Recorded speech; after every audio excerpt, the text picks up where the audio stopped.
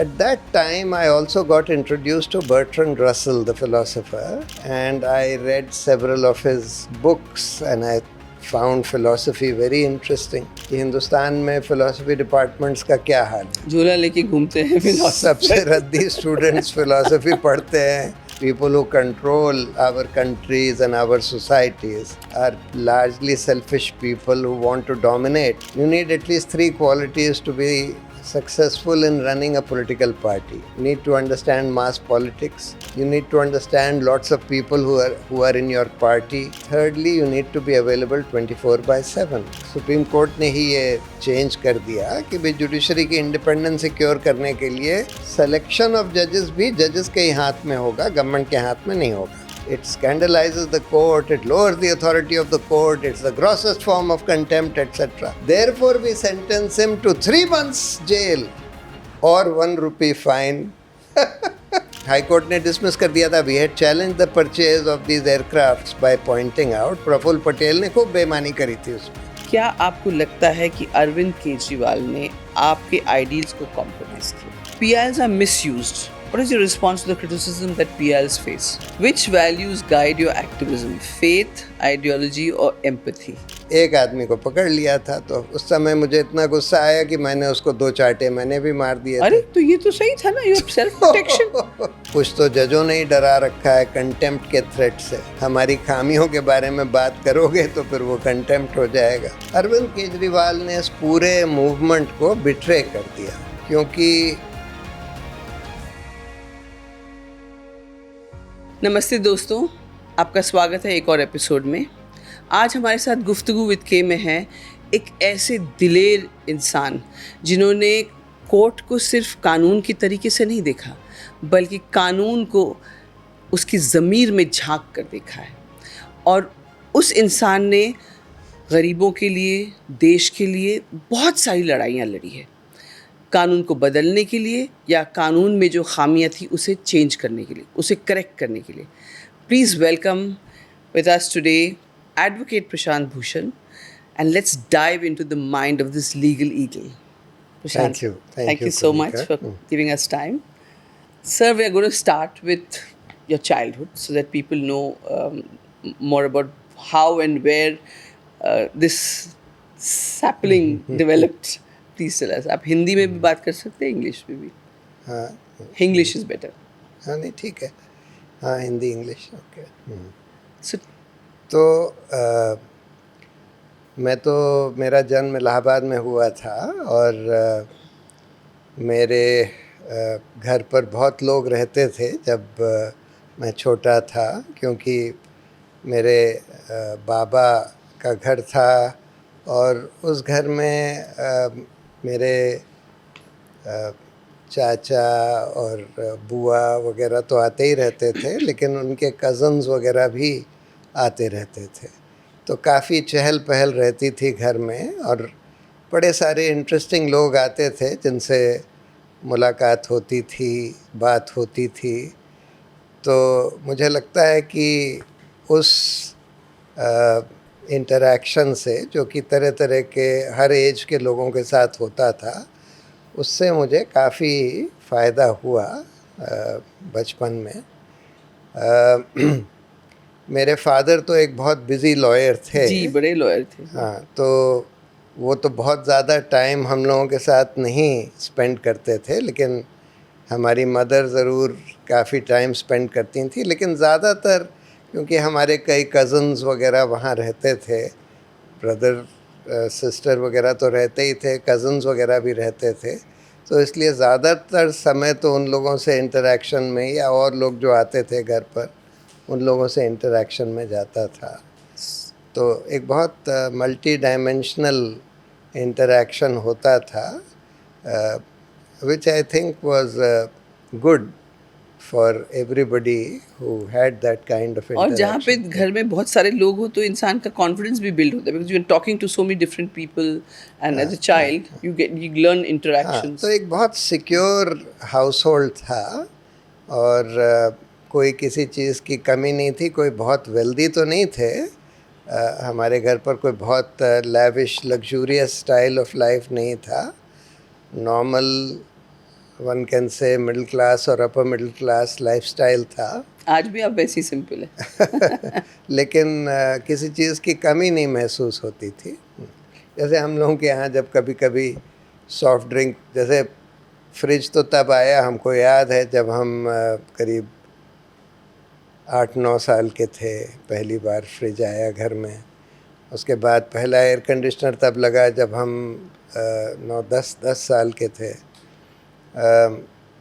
और जब भी कोई सॉफ्ट ड्रिंक आती थी तो हमारी मदर आधा आधा करके बच्चों को देती थी कि भाई आधा आधा तुम लोग पी लो। How sweet. तो सो बट आपके फादर जो थे शांति भूषण साहब सर, वो भी मिनिस्ट्री में भी थे, गवर्नमेंट में भी थे बाद में। हाँ। जी।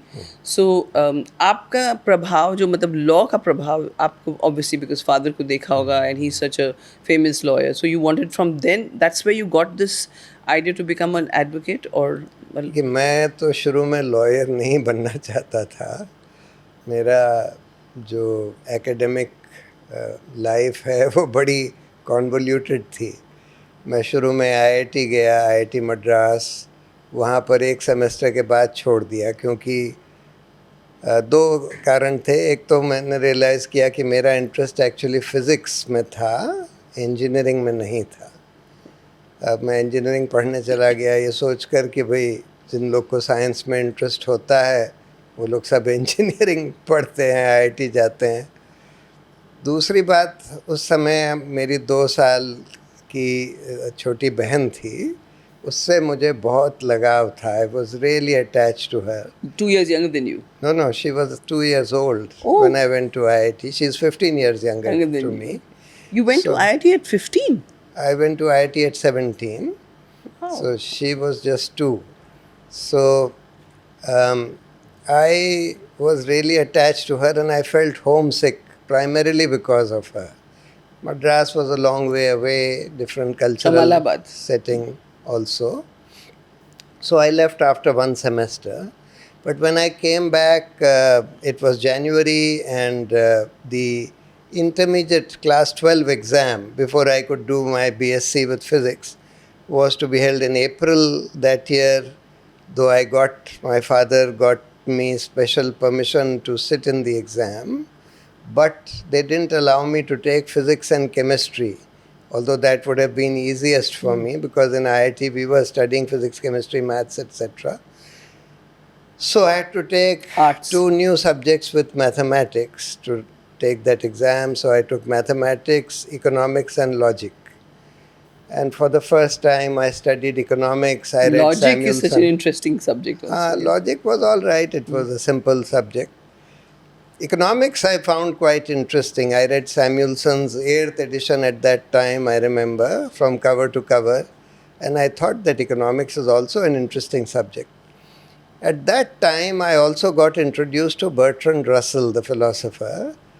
And I read several of his books and I found philosophy very interesting.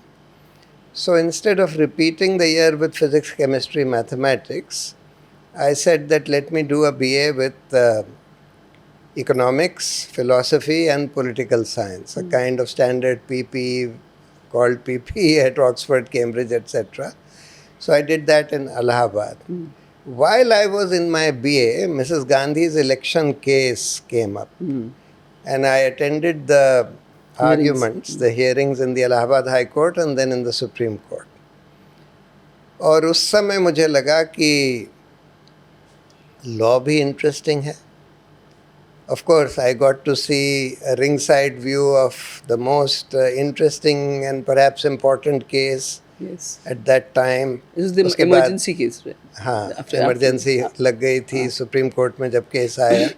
उसके बाद हेबियस कॉर्पस का भी केस सुप्रीम कोर्ट आया, जो भी मेरे फादर ने बहस करी थी. मेन काउंसिल वो थे, लीड काउंसिल, वो भी मैंने अटेंड किया.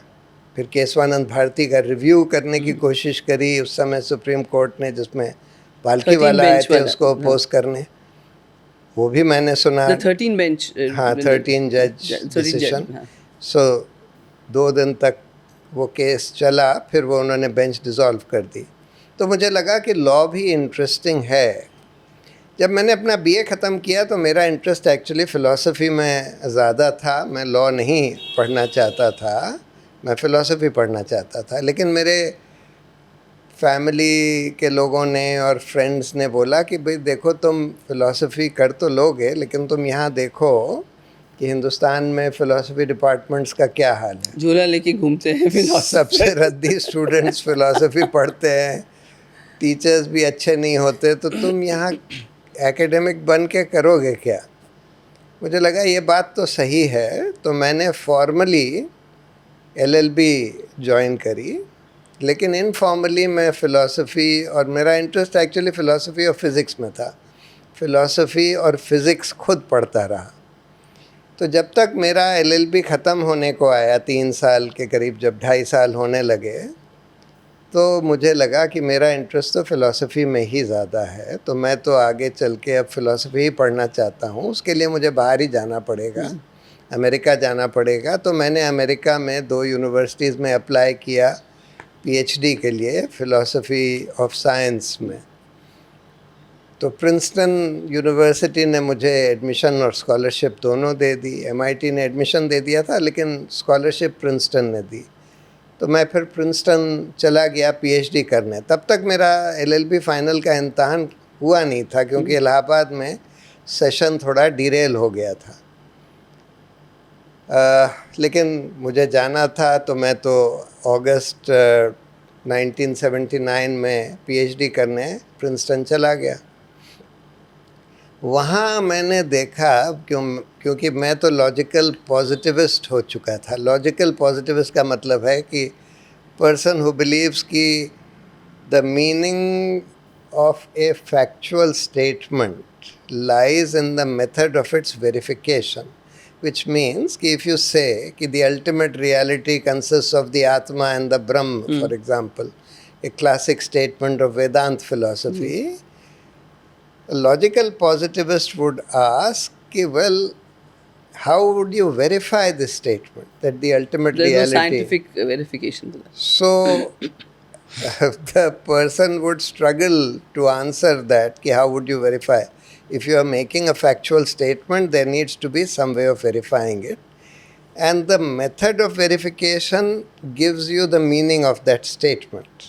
So for example, if you say you sit in a lotus pose and meditate for 3 hours, and at the end of that you will see the light, a logical positivist would say, well, then what you are saying means nothing more and nothing less than you sit in a lotus pose, meditate for 3 hours, at the end of which you will see a light. So what I found, I thought that by now everybody in the US, etc., in the world of philosophy would have become logical positivists. The Princeton Philosophy Department was perhaps the most famous and celebrated philosophy department in the world at that time. There were a number of philosophers who were quite famous at that time there. And I found that the work that they were doing was just playing intellectual games and not really leading to deepening our understanding of anything which really matters. Intellectual gymnastics इसको बोलते हैं. And what I wanted to do was to get into questions about the foundations of physics. And for that I realized that actually I would have to spend many more years studying physics. And at that stage I was not prepared to do that. So after about 2.5 years after I had done my master's, I decided to quit without You didn't do your PhD? I didn't write my dissertation. So I came back and then took my LLB final exam. Fortunately, the university allowed me to take my final exam after 2.5 years. After a gap of 2.5, 3 years. And then I got enrolled in 1983. So it was a very convoluted, but to the credit of my father always wanted me to be a lawyer, but never pushed me to become a lawyer. So when I went to IIT, he said, all right, fine, go. When I quit IIT, he said, all right, come back. When I decided to study economics, he said, that's fine. When I finally decided to go to study philosophy of science at Princeton. He said, fine, go. But when I came back and became a lawyer, he was happy. But he never pushed me one way or the other. But that's the wonderful thing, because at that time parents were so stuck on what their children should be and pushing them to that. That means he was himself a very futuristic person, or Very liberal person who always allowed his children to do what they wanted to do. And his philosophy was, with something which I realized after studying all these things, he said, any education done seriously of any subject is always useful in the long run. So I found that my background with economics, logic, physics, positivism. philosophy has all been useful even in my practice as a lawyer. Even in my practice as a lawyer. And I think your habit of reading also, because as a lawyer has to read, but you have read a lot more than many lawyers. Well, there was a time when I used to read a lot, and I did read a lot more than most lawyers, and therefore my exposure to different, because my interests are very wide, so my exposure to different areas of different, all kinds of things is probably wider than most lawyers. That is true. Thank you for sharing this. I'm going to now jump right in. Sure. Let's talk about the Anna Hazare movement.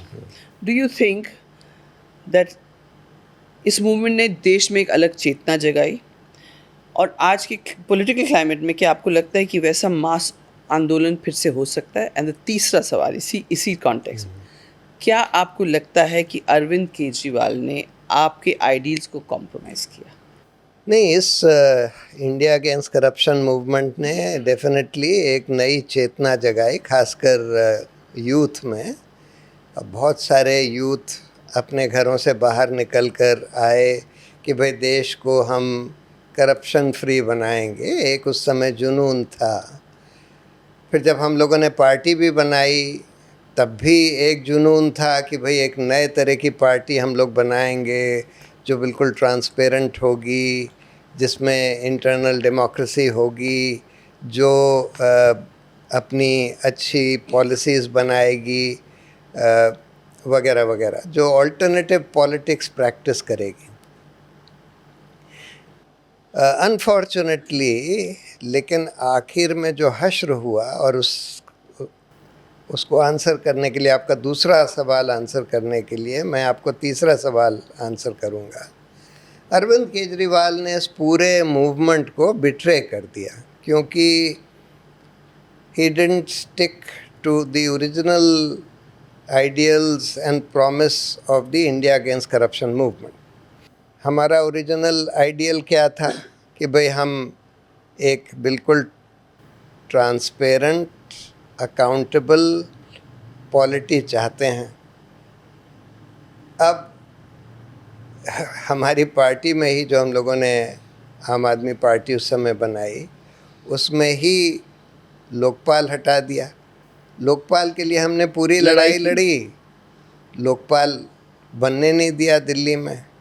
Lokpal की पूरी campaign छोड़ दी. Centre में भी जब लोकपाल नहीं बना तो उसको पुश करने के लिए कुछ नहीं किया.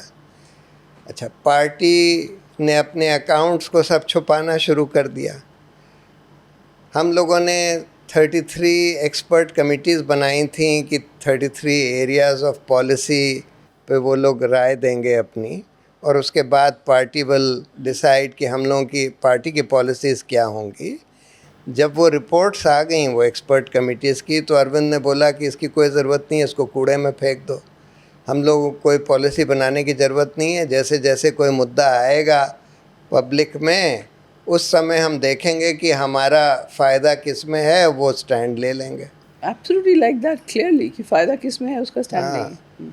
उसके बाद उसने ऐसे लोगों को इलेक्शन में टिकट देने शुरू कर दिए जो कि या तो क्रिमिनल्स थे या उन्होंने हमारे ही वॉलंटियर्स की पिटाई करी थी, वगैरह वगैरह. जब हमने उसको अपोज किया तब वो नाराज़ हो गया, और पार्टी तब तक करीब करीब उसके हाथ में जा चुकी थी. तो ये जो बिट्रेयल हुआ आम आदमी पार्टी का, हमारे ओरिजिनल आइडियल्स का, उससे जो यंग एक्टिविस्ट बाहर निकले थे पहली बार जुनून के साथ कि भाई हम देश को बदलेंगे, They felt cheated. They felt cheated और वो फिर ज़्यादातर मायूस होकर घर में बैठ गए। और उसका रिजल्ट ये भी हुआ कि उस तरह का मूवमेंट अब फिर से खड़ा करना Huge बहुत disservice. मुश्किल हुआ। Huge disservice to हाँ, this. huge disservice, and it has really dampened the spirits of a lot of people who may otherwise have become active.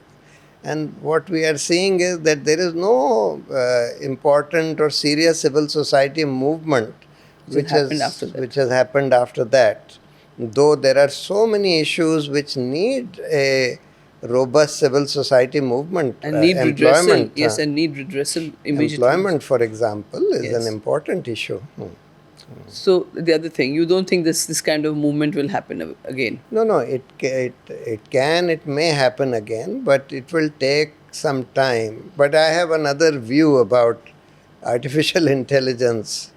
I feel that we are rapidly coming towards what is called artificial general intelligence and then artificial superintelligence, which means an artificial intelligence which will not only be far superior to humans, but which will be also autonomous, which will not be controlled by humans.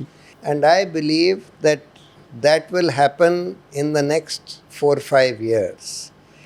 And I believe once that happens, this artificial intelligence will be able to control our society and our planet. They will be able to take over control from humans of our society and our planet.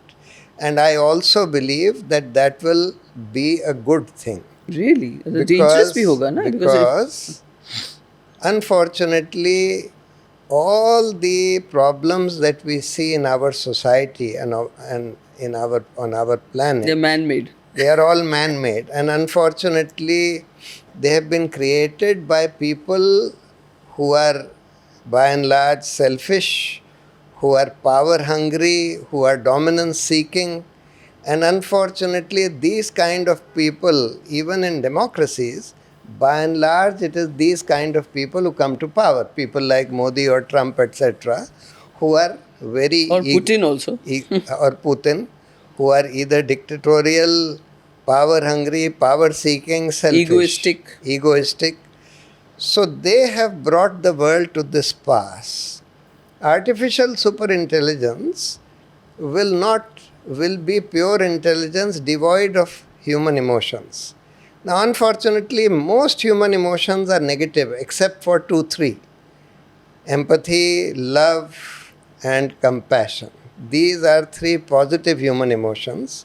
But even these positive human emotions sometimes come in the way. Or can be Come in the way of very intelligent action. And of course, all the other negative emotions like anger, hate, envy, jealousy, dominance, power, all these are, of course, negative emotions. So I believe that pure intelligence, devoid of emotions, will probably do a much better job at managing our society and our planet. And if they take over control and manage our society and our planet from humans, I think they will do a much better, much fairer job. And therefore, while the initial period where there will be enormous job loss and so on, till such time that artificial intelligence is still directly or indirectly controlled by humans, will be a period of great pain. But in 5 years' time, I believe, we are moving into a very different situation, which will be a revolution of a kind which has never been seen before, which will change everything. So I feel that what humans can do to improve things or to change things in our polity, in our society, this play is now a play of the next 5 years, no more than that. After that, things will not really be in our control. So what you're saying is a lot of political leaders and political parties will go defunct.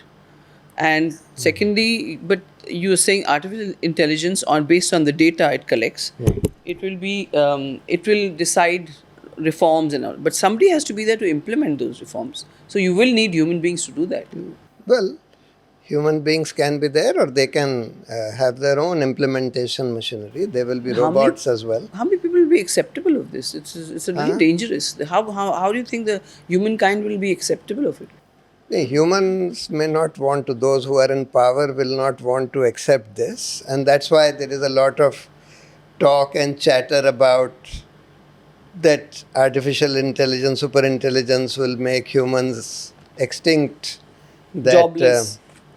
they will destroy us, and therefore we need to align the objectives of artificial intelligence with human objectives, etc.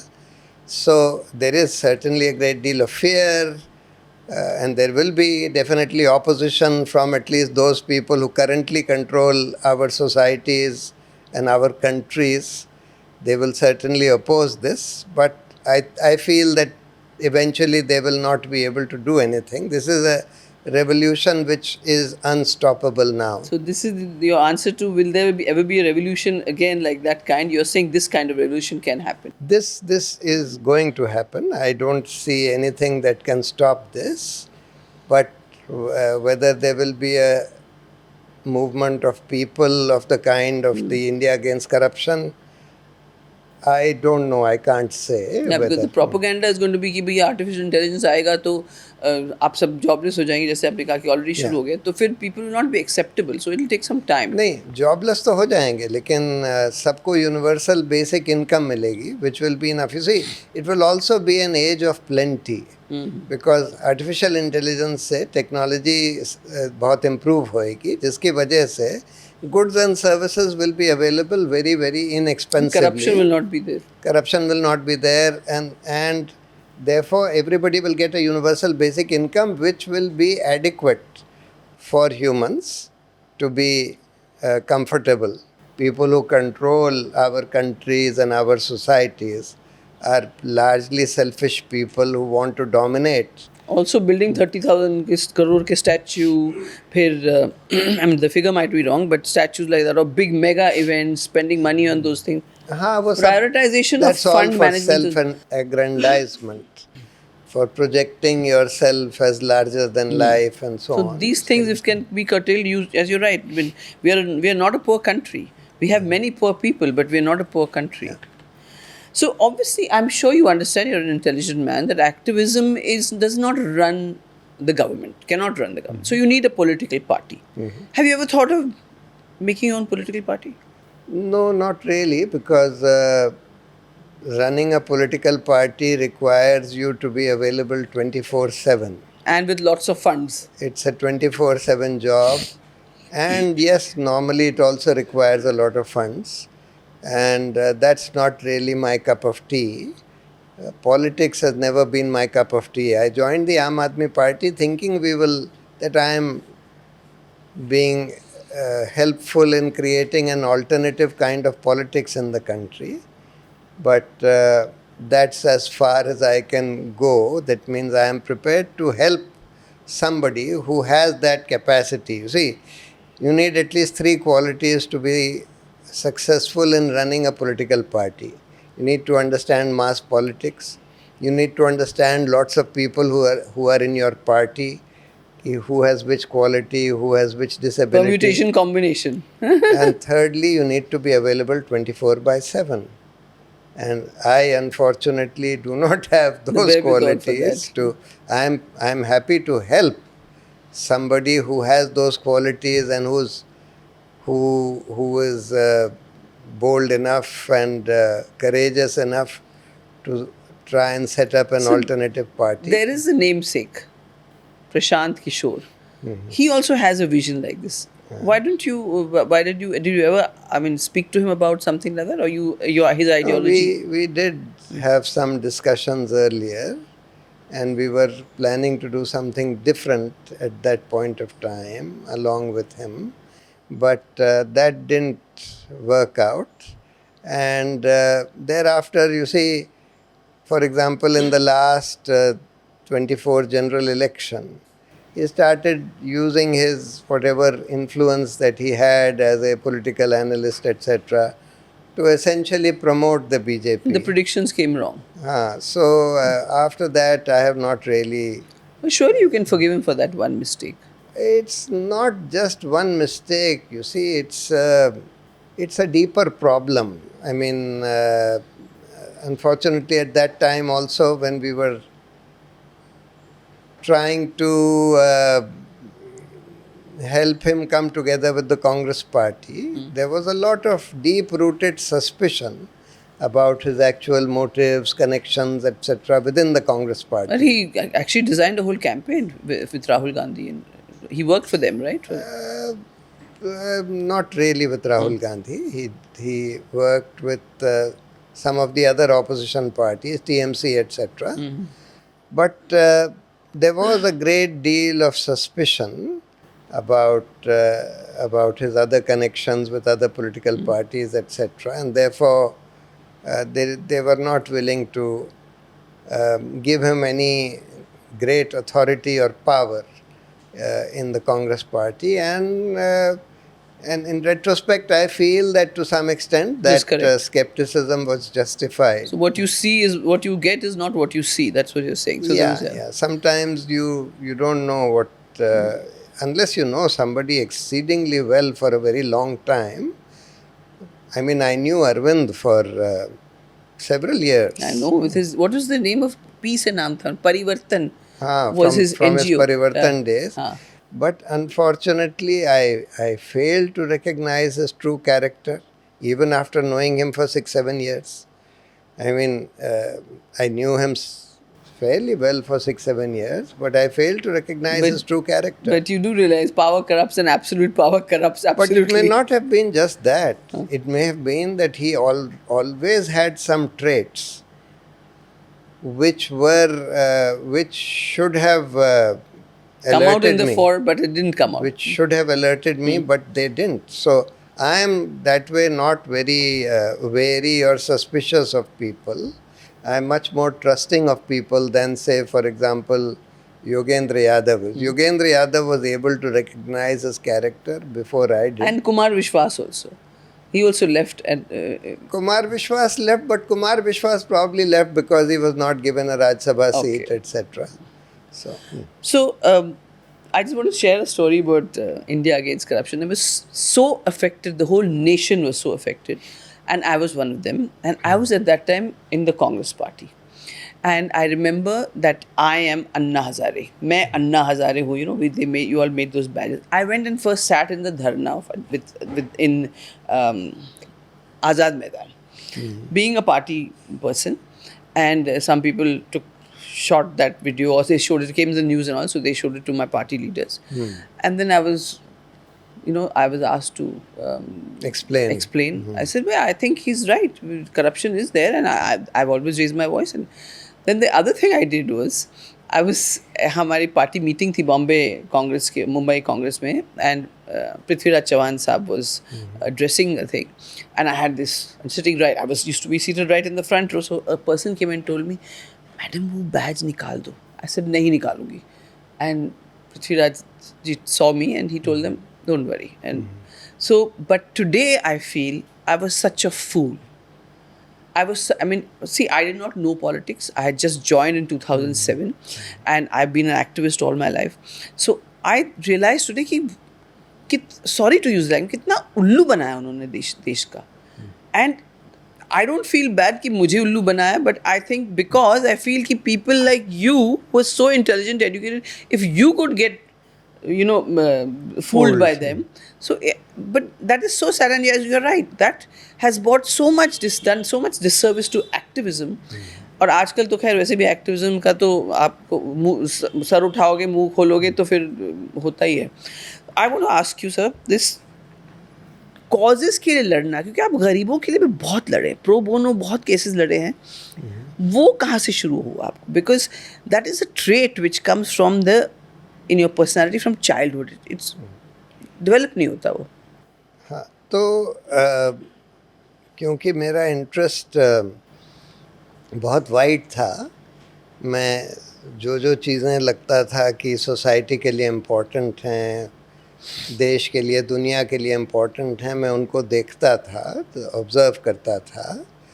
तो जहाँ जहाँ लगता था कि भाई बहुत injustice हो रहा है, मे बी वो जस्टिस और फेयरनेस का ट्रेट हो सकता है कि मेरे ग्रैंडफादर भी लॉयर थे, लेकिन more than that he was a social worker. और उन्होंने एक इलाहाबाद पॉलिटेक्निक सेटअप किया from scratch.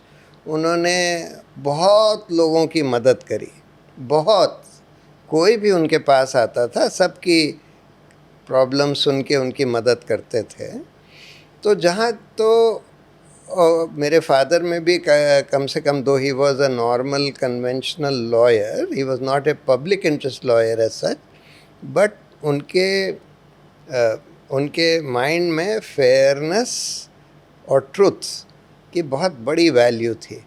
So may be उससे कि कहाँ कहाँ दिख रहा था कि भाई बहुत इनजस्टिस हो रहा है, बहुत अनफेयरनेस हो रही है कुछ लोगों के साथ, चाहे वो गरीब लोग हों, चाहे माइनॉरिटीज़ हों, चाहे जैसे 1984 में जब एंटी सिख राइट्स हुए तो हम लोग PUCL की टीम के साथ निकले थे उन लोगों को रेस्क्यू करने, लोगों को रोकने कि भाई इस तरह का वायलेंस बहुत गलत है। So basically, it's come from the root is germ has come from your childhood with your grandfather and the whole compassion.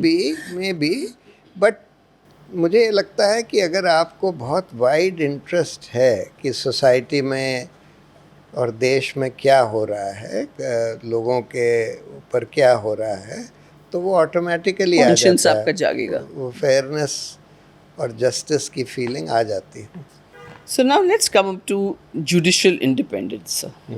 आपको आपने काफ़ी बार बोला है the growing proximity to the executive, judicial, जबकि हमारे constitution में separation of powers is one of the fundamental basic concepts of the constitution. I'm not going to be using too much legal language because in front of you using legal language I'll look like a fool, and I might not even have that vocabulary. So please pardon me if I'm saying it in a layman's language. So can you define in today's day judicial independence? Is it there or has it become a myth? तो हम लोग के constitution में ये तय किया गया कि कॉन्स्टिट्यूशन में एग्जीक्यूटिव लेजिस्लेचर को अलग अलग पावर्स दी गई और कुछ फंडामेंटल राइट्स बनाए गए सिटीजन्स के। तो फंडामेंटल राइट्स को एनफोर्स करने के लिए और एग्जीक्यूटिव और लेजिस्लेचर को अपने अपने दायरे में रखने के लिए जुडिशरी को बनाया गया। और इसलिए ज़रूरी था कि जुडिशरी जो है एग्जीक्यूटिव और लेजिस्लेचर से इंडिपेंडेंट हो। उसके लिए उन्होंने ये कर दिया कि एग्जीक्यूटिव को ऐसी कोई पावर नहीं होगी कि judiciary high court, supreme court के जजेस के ख़िलाफ़ कोई डिसिप्लिनरी एक्शन ले सकें, और उनको हटाने का भी एक बहुत मुश्किल प्रक्रिया होगी, इम्पीचमेंट, जिसमें यस लेजिस्लेचर का बहुत बड़ा रोल होता है, लेकिन वो बड़ी मुश्किल प्रोसेस है।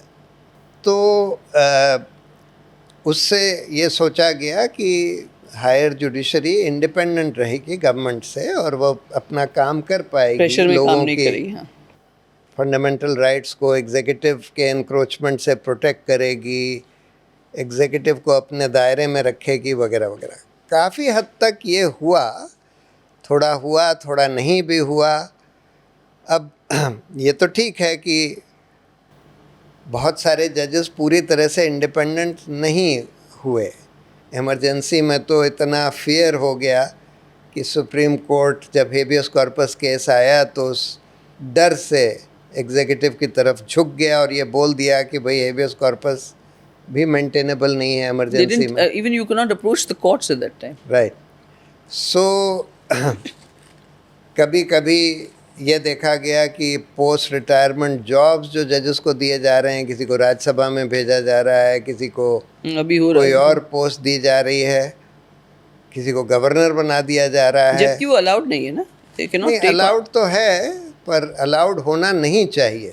तो इस वजह से उनके जो, जैसे अरुण जेटली ने एक बार बोला था पार्लियामेंट में that the pre-independence judgments of judges are influenced by the prospect of post-retirement jobs. The pre-retirement judgments are influenced by the prospect of post-retirement. तो ये हो रहा है काफ़ी कुछ, लेकिन इस सरकार ने, मोदी सरकार ने 2 नए तरीके अख्तियार करे हैं. देखिए ये सब तो पहले भी था कि एक बहुत स्ट्रॉन्ग फैसिस्ट गवर्नमेंट अगर दिखती है तो कई जजेस डर जाते हैं. इमरजेंसी में हुआ, अभी भी हो रहा है, एक स्ट्रॉन्ग फैसिस्ट गवर्नमेंट. हाँ, लेकिन 2 जो नए तरीके इन्होंने अख्तियार करे हैं, पहला तो ये कि इंडिपेंडेंट जजेस का अपॉइंटमेंट ही ना होने दो. तो अभी लॉ ये है, सुप्रीम कोर्ट ने ही ये चेंज कर दिया कि भाई जुडिशरी की इंडिपेंडेंस सिक्योर करने के लिए सिलेक्शन ऑफ जजेस भी जजेस के ही हाथ में होगा, गवर्नमेंट के हाथ में नहीं होगा. तो सीनियर जजेस जो हैं सुप्रीम कोर्ट के, वो जजेस को सेलेक्ट करेंगे, हाई कोर्ट सुप्रीम कोर्ट के. उसके बाद गवर्नमेंट को एक ही पावर है कि वो एक बार नाम अगर उनको ठीक नहीं लगते तो वापस भेज दें. उसके बाद अगर कोलिजियम यूनानिमसली रीइटरेट करता है तब फिर गवर्नमेंट को उनको अपॉइंट करना पड़ेगा. लेकिन बीजेपी ने क्या किया है, collegium system has also become very opaque. हाँ, वो तो शुरू से ही ओपेक था, लेकिन बीजेपी की सरकार ने ये किया कि जब इनको कोई कोलिजियम का सिलेक्शन ठीक नहीं लगता तो वो उस नाम के ऊपर बैठे रहते हैं, ना तो वापस भेजते हैं ना अपॉइंटमेंट करते हैं. जितने उनको सिलेक्शन ठीक लग रहे हैं कि भाई जो लोग बहुत इंडिपेंडेंट नहीं होंगे, जो हमारे लिए काम करेंगे, उनका तो फट से नोटिफाई कर देते हैं. जो उनको इंडिपेंडेंट लगते हैं, इनकन्वीनियंट लगते हैं, उनको नोटिफाई नहीं करते, बैठे रहते हैं. जब कभी चीफ जस्टिस बार बार प्रॉड करता है कि भाई जवाब तो दो, तब फिर वो 2 साल बाद कह देते हैं कि नहीं, हमको इस पे ऑब्जेक्शन है. जब कोलिजियम यूनानिमसली रीइटरेट भी करता है तब भी नहीं अपॉइंट करते. बिल्कुल कानून का अनदेखा कर रहे हैं, कानून की धज्जियां उड़ा रहे हैं. लेकिन अनफॉर्चुनेटली सुप्रीम कोर्ट को कायदे से कंटेम्प्ट में लॉ मिनिस्टर या प्राइम मिनिस्टर को पकड़ना चाहिए कि भाई आप तो सुप्रीम कोर्ट के जजमेंट को का वायलेशन कर रहे हैं. लेकिन उतनी हिम्मत नहीं है, वो नहीं कर रहे. विद द रिजल्ट कि government is getting away because of the post retirement benefits they are thinking of, with stalling the appointments of independent जजेस. एक तो ये हुआ है. दूसरा, और ये बहुत ख़तरनाक चीज़ है, कि इन लोगों ने सारी एजेंसीज़ को बोल दिया है कि सब जजेस के ऊपर डोजियर बनाओ, स्पेशली जो चीफ जस्टिस बनने वाले हैं. Oh my God. कि इनका पीछे आगे सब पता लगाओ, इनके स्पाउस का, इनके बच्चों का, कि किसी ने कोई अगर गलत काम किया है, हाँ, तो फिर वो इन्फॉर्मेशन हमारे पास दो. और अगर इनको कोई ऐसी इन्फॉर्मेशन मिल जाती है जिसके आधार पर उस जज को ब्लैकमेल कर सकें, तब फिर उसके आधार पर वो ब्लैकमेल करते हैं बहुत सटल तरीके से. और फिर अगर वो जज जो है वो चीफ जस्टिस है, तब तो आधी जुडिशरी सरकार के हाथ में आ जाती है. बिकॉज सिलेक्शन भी उन्हीं की होती है. फिर चीफ जस्टिस के 2 बड़े रोल होते हैं other than the normal judicial role. Firstly he decides which case is to be heard by which bench. और सुप्रीम कोर्ट में सबको पता है कि भाई ये प्रो गवर्नमेंट जजेस हैं, ये बिल्कुल स्पाइनलेस जजेस हैं, इसको हम लोग मास्टर ऑफ रोस्टर कहते हैं. हाँ, ये इंडिपेंडेंट जजेस हैं. तो chief justice as master of roster can always decide the fate of a politically sensitive case by sending it to an appropriate bench. तो ये कई बार हुआ है. And then the Chief Justice is also the prime mover in the selection of judges. So जब selection होता है, कभी कभी ऐसा भी हुआ है कि कोलिजियम ने कुछ जजेस का नाम रेकमेंड किया, लेकिन अगर चीफ जस्टिस गवर्नमेंट के कंट्रोल में है, जैसे जस्टिस गोगोई ने एक बार किया कि कोलिजियम ने 2 जजेस का नाम रेकमेंड किया for being appointment to the supreme court. लेकिन गोगोई साहब क्योंकि सरकार के कब्ज़े में थे, तो उन्होंने वो अपने जेब में रख लिया, वो रिकमेंडेशन सरकार को भेजा ही नहीं, जिसको पॉकेट वीटो कहते हैं ऑफ द चीफ जस्टिस. तो विद द रिज़ल्ट कि वो नाम आगे बढ़े ही नहीं। तो इसलिए अगर चीफ जस्टिस सरकार के कंट्रोल में आ जाए तो आधी जुडिशरी सरकार के कंट्रोल में आ which is जाती है। dangerous. और ये अनफॉर्चुनेटली रिसेंट पास्ट में हुआ है एंड उसकी वजह से काफ़ी हद तक जो जुडिशरी की इंडिपेंडेंस थी वो कम हुई है। इंडिपेंडेंट जजेस कम रह गए हैं, और ये तो हम सुप्रीम कोर्ट की बात कर रहे हैं, लेकिन हाई कोर्ट्स में और भी ज़्यादा हुआ है। हाई कोर्ट्स की इंडिपेंडेंस तो और भी कम हो गई है। बहुत सारे ऐसे जजेस आ गए हैं जो कॉन्स्टिट्यूशन में विश्वास ही नहीं रखते, जिनका वही आइडियोलॉजी है जो बीजेपी आरएसएस की है कि भाई हमको हिंदू राष्ट्र बनाना है, हमको सेक्युलरिज्म और सोशलिज्म निकालना है फ्रॉम द प्रीएम्बल। हमको उनको सेक्युलरिज्म सोशलिज्म में कोई आस्था नहीं है। तो विद द रिजल्ट की बहुत बड़ी प्रॉब्लम हो गई है I judiciary. don't know whether you've experienced this, sir, but since I'm also a practicing lawyer, much junior to you, but I have noticed in some of the courts, especially High Court, that some judges just don't give any judgment because they are waiting for their promotion to the Supreme Court. They already have their talks going on and they say भैया ये judgment देंगे तो it'll go against the बहुत ऐसा होता है। ये देखा है हमने भी खूब देखा है। करप्शन भी बहुत बढ़ गया है। अभी इतने सारे पैसे मिले थे एक जज के, बहुत बढ़ गया है, बेइंतहा बढ़ गया है। हाई कोर्ट्स में तो बहुत ही बढ़ गया है। So what do you suggest? आपने repeatedly question किया है collegium system को. What do you suggest? What is the alternative you would propose? तो देखिए, कोलिजियम सिस्टम में भी एक प्रॉब्लम, 2-3 प्रॉब्लम्स हैं। एक तो ट्रांसपेरेंसी बहुत कम है, काफ़ी ओपेक है, क्योंकि किसी को ये पता ही नहीं लगता कि किन नामों को कंसिडर कर रहे हैं। पहली बात तो किसी को यही नहीं पता है कि क्राइटेरियन क्या बनाया है इन्होंने और कैसे जजेस को या लॉयर्स को एवेल्युएट करते हैं ऑन दैट क्राइटेरियन। दूसरी बात, जब शॉर्ट लिस्ट बनाते हैं तो क्या शॉर्ट लिस्ट बनाई है वो भी नहीं सार्वजनिक होती, विद द रिज़ल्ट कि अगर किसी को रिजेक्ट किसको किसी रिजेक्ट किया के पास इंफॉर्मेशन है कि भाई ये आदमी तो करप्ट है, इसने ये बेईमानी करी है, क्रिमिनल है, लेकिन अब जब पब्लिक नहीं करोगे तो लोग ऑपोजिशन नहीं कर सकते, ऑब्जेक्ट कैसे करेंगे, विद द रिज़ल्ट कि एक तो ये प्रॉब्लम है। दूसरी प्रॉब्लम ये है कि कोलिजियम जो है सिटिंग जजेस की बॉडी है। सिटिंग जजेस को जुडिशल वर्क ही बहुत होता है ना, सुबह से शाम तक रोज़ 50-50, 60-60 केसेस सुनने होते हैं, तो उनके पास इतना समय नहीं होता कि जैसे हर साल 100 जजेस का अपॉइंटमेंट होना है हाई कोर्ट सुप्रीम कोर्ट में। 100 जजेस को अपॉइंट करने के लिए आप कम से कम 1000 लोगों को एवेल्युएट करेंगे। 1000 लोगों को एवेल्युएट करने का समय नहीं है कोलिजियम के पास, क्योंकि ये लोग बहुत बिजी हैं। हम लोग ये कहते हैं कि there needs to be a full time body which is independent of the government. There used to be earlier, ना? नहीं, It used to be called judicial appointments commission, वो भी एक्स ऑफिशियो थी। JAC, हाँ, 3 सीनियर जजेस, 1 law minister, these are all ex officio. We are saying we need full time people.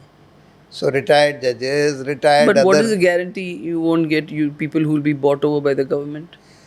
So their selection of that body should be in a broad based manner, so that the government has very little say in the selection of that body. I mean, no system can be perfect. You can only try and create Because a the better judges system. can always be bought, since you see the national character anyway is dropping वो तो है every ही है, तो आप कोई perfect system तो बना नहीं सकते, but as best as possible. Let's talk about dissent, sir.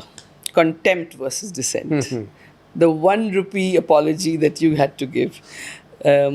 कहते हैं जुडिशरी अगर सेक्रेट काउ हो जाए तो it's very dangerous for democracy. So और दूसरा, देश में लोगों का ट्रस्ट उठ जाता है जुडिशरी से। क्रिटिसिज्म से ही रिफॉर्म आता है। What do you have to say? आपको जब आपके ऊपर वो एक्शन लिया गया, फिर आपको अपोलोजाइज कर, वो आप उसके बारे में कुछ बताइए हमको। हाँ, तो देखिए, आपने ट्वीट किया था जुडिशरी के खिलाफ। हाँ, कंटेम्प्ट के 3 पार्ट्स हैं। Civil contempt, which means disobedience of an order of the court, there is no problem with that. Criminal contempt भी 2 पार्ट्स में है. जजेस are being obstructing the administration of justice, Justice. उसमें भी कोई प्रॉब्लम नहीं है. अगर आप एडमिनिस्ट्रेशन ऑफ जस्टिस को ऑब्स्ट्रक्ट कर रहे हैं तो ज़रूर कंटेम्प्ट का एक्शन होना चाहिए. आप किसी जज को थ्रेटन कर रहे हैं, किसी विटनेस को थ्रेटन कर रहे हैं, तो that is obstructing justice. It is the third part of contempt which is a problem, that is scandalizing the court or lowering the authority of the court. Now ye you can criticize the judgment of the court, or you cannot criticize the so judges. Now sometimes even when you criticize a judgment, they can take it as scandalizing the court. So for example, I had what had I said? I had said that when the history of democracy, of the collapse of democracy in this country is written, then the role of the Supreme Court, and in particular the last 4 Chief Justices, will be underlined. Now, that is a view that I have. That's my honest belief कि भाई judiciary ने इस democracy के collapse को रोकने के लिए उस समय वर्चुअली कुछ नहीं किया. हाँ, बट आपने 4 चीफ जस्टिसेस लास्ट, और उन 4 चीफ जस्टिस ने कुछ नहीं किया. तो that is my opinion. That took as a personal criticism of each जज. It was taken as that. No, it was treated as scandalising the court. And बाद में उन्होंने जजमेंट भी दे दिया कि ये तो बहुत ही स्कैंडलस वो है. It scandalises the court, it lowers the authority of the court, it's the grossest form of contempt etcetera. ये सब कहने के बाद आखिर में ये बोल दिया, therefore we sentence him to 3 months jail or 1 rupee fine. तो वो 1 rupee fine जो है लास्ट मिनट पर ऐड किया गया. मुझे पता है क्या हुआ. पतली गली लेना, it's called पतली गली लेना. शायद ये फीलिंग हुई कि भाई इसको अगर जेल में भेजेंगे तो फिर और मुश्किल हो जाएगा. So you still believe that you did not commit a contempt? Of course not. I mean, it is the right of every citizen to criticize the judiciary, to criticize the functioning of the judiciary even in trenchant terms, unless कि आप बिल्कुल बेबुनियाद ये बोल दें कि भाई इसने घूस ली थी और उसका कोई आपके पास एविडेंस ना हो, तब अलग बात है. तो इनफैक्ट जो हमारा पहला कंटेम्प्ट हुआ था वो उस पर हुआ था when I had said, when I was asked is there a lot of corruption in the judiciary, I had said that yes there is. In fact I believe half of the last 16-17 chief justices were corrupt. Now I didn't name anybody, but उसको उस पर उन्होंने contempt शुरू कर दिया. उसके बाद मैंने एक्सप्लेन किया कि भाई this is my honest view, and as a founding member of the campaign of the Committee on Judicial Accountability, and the campaign for judicial accountability, etc., I have had the occasion to receive so many complaints from various people about corruption in the judiciary, etc., and therefore it's on that basis that this is my view. पर उस पर भी उन्होंने आगे proceed करने के लिए बोला. तब फिर मेरे फादर ने उसमें इंटरवीन किया और उन्होंने बोला कि देखिए प्रशांत ने तो नाम नहीं बोले लेकिन मैं नाम बोल रहा हूँ. ये लास्ट 16 चीफ जस्टिस की लिस्ट है, इनमें से ये 8 तो बिल्कुल करप्ट थे मेरी राय में. ये 6 बिल्कुल ऑनेस्ट थे और ये 2 जो हैं इनके बारे में पक्का नहीं कहा जा सकता ऑनेस्ट थे या करप्ट थे. तो अब आप मेरे खिलाफ कंटेम्प्ट करिए. मैं तो नाम भी कह रहा हूँ. मैंने फिर ये बोला कि देखिए मैंने बोल दिया कि मेरी ये राय है, मैंने किसी का नाम नहीं लिया है, फिर भी आप कह रहे हैं कि नहीं ये भी फिर भी कंटेम्प्ट है. तब फिर मैंने बोला कि देखिए इन 6 चीफ जस्टिस के बारे में तो हमारे पास एविडेंस है, ये एविडेंस है कि ये करप्ट थे. और करप्शन में वर्ड बहुत वाइड सेंस में यूज़ कर रहा हूँ. करप्शन, पॉलिटिकल करप्शन भी होता है, फाइनेंशियल करप्शन भी होता है. This is how I am using the word. Corruption भी होता है. हाँ. बिकॉज जब कोई आपके मेंटल पे हावी हो के आपको करप्शन, सो इसलिए आप अगर इसको पुश करना चाहते हैं तो ठीक है करिए, फिर हम दिखाएंगे आपको फिर सारा. फिर हमने डिटेल्ड एफिडेविट फाइल किया तो उस पर उन्होंने उसके बाद फिर वो ठंडे बस्ते में डाल दिया उस केस को and then this was the second one जिसमें आपको 1 रुपी फाइन लगा. हाँ, ये सेकंड था. फिर उसके बाद उसको रफा दफा कर दिया, फिर ख़त्म कर दिया. Accountability, contempt, and demoralizing the judiciary. Do you feel that there's accountability है और एक आपने कंटेम्प्ट इस किया, मतलब आपने क्रिटिसाइज किया तो डीमोरलाइज भी हुए जज. तो कुछ जज ऐसे सोचेंगे भाई हम कुछ करेंगे नहीं, हम बैठेंगे कुर्सी में, will keep the chairs warm and then once it's time for us to go will go. ऐसा भी हो सकता है if people keep on criticising जजेस. थोड़ा बहुत हो सकता है, लेकिन द पॉइंट इज़ कि अगर जुडिशरी में प्रॉब्लम्स हैं तो वो प्रॉब्लम्स तो कभी ना कभी आपको बोलनी पड़ेंगी ना. जब तक आप उन प्रॉब्लम्स के बारे में बात नहीं करेंगे, डिस्कस नहीं करेंगे कि क्या प्रॉब्लम्स हैं, इसका क्या सॉल्यूशन है, तब तक वो प्रॉब्लम्स कभी सॉल्व ही नहीं होएंगी. जैसे आज मैं तो हर जगह जाकर ये कहता हूँ कि हमारी जुडिशरी इज़ लार्जली डिसफंक्शनल. अगर हम ये पूछें कि कितने % लोगों को जस्टिस मिल रहा है थ्रू द जुडिशल सिस्टम, उसका ऑनेस्ट आंसर होगा not even 2%. Yes. Because and the delay in justice. पहली बात तो 50% people in this country can not even approach the judiciary because they don't have the money to pay lawyers. उसके बाद उसमें से भी 90% लोगों को तारीख पर तारीख लगती रहती है. उसमें से 10% केसेस डिसाइड होते हैं और उस 10% में से भी आधे गलत डिसाइड हो जाते हैं बिकॉज जज करप्ट है या ना समझ है. तो अल्टीमेटली जस्टिस कितने लोगों को मिलता है?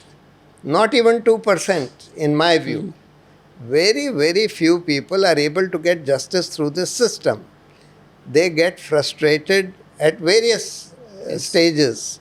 So therefore, अब आप इसकी अगर बात ही ना करें तो फिर ठीक कैसे होगा? आपको लगता है बात करने से ठीक हो जाएगा? एक आवाज़ सारी गूंज के सामने मतलब दब नहीं जाएगी? बात करने से ठीक हो सकता है और होना चाहिए, क्योंकि जब लोग बात करेंगे, बिकॉज जुडिशरी की जो प्रॉब्लम है, डिसफंक्शनल जुडिशरी की, ये तो सबको अफेक्ट कर रही है. मगर ये डरपोक सोसाइटी हो गई है. इतने डरते हैं लोग, ऊपर से ये सारे एजेंसीज लगा देते हैं, तो कौन बात करेगा? कुछ तो जजों ने ही डरा रखा है कंटेम्प्ट के थ्रेट से. वो कहते हैं कि अगर तुम हमारी खामियों के बारे में बात करोगे तो फिर वो कंटेम्प्ट हो जाएगा.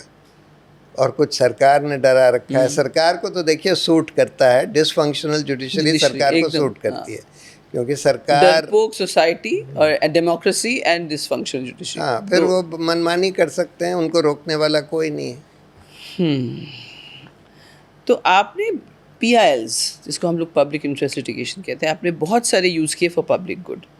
But many now claim, not your PILs, but many claim that PILs are misused. What is your response to the criticism that PILs face? Or are politically motivated or obstruct development? हाँ, misuse दो तरीके से हो सकता है.